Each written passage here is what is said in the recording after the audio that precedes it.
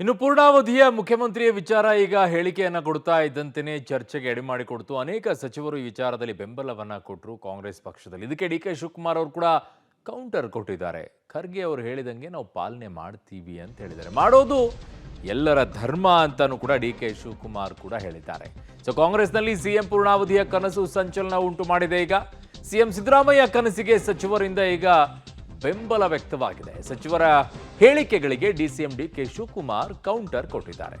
ಖರ್ಗೆ ಅವರು ಏನು ಹೇಳಿದ್ದಾರೋ ಅದನ್ನ ಪಾಲಿಸ್ತೀವಿ, ಪಾಲನೆ ಮಾಡೋದು ಎಲ್ಲರ ಧರ್ಮ ಅಂತ ಡಿ ಕೆ ಶಿವಕುಮಾರ್ ಅವರು ಆಡಿರುವಂತಹ ಮಾತು.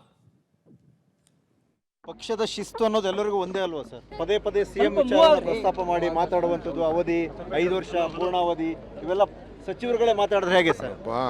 ಖರ್ಗೆ ಸಾಹೇಬರು ಏನು ಹೇಳಿದ್ದಾರೆ ಅದನ್ನು ಪಾಲನೆ ಮಾಡೋದು ಎಲ್ಲರ ಧರ್ಮ, ಅಷ್ಟೇ ನಾನು ಹೇಳೋದು.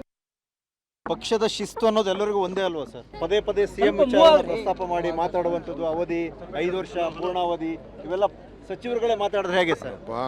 ಖರ್ಗೆ ಸಾಹೇಬರು ಏನು ಹೇಳಿದ್ದಾರೆ ಅದನ್ನು ಪಾಲನೆ ಮಾಡೋದು ಎಲ್ಲರ ಧರ್ಮ, ಅಷ್ಟೇ ನಾನು ಹೇಳೋದು.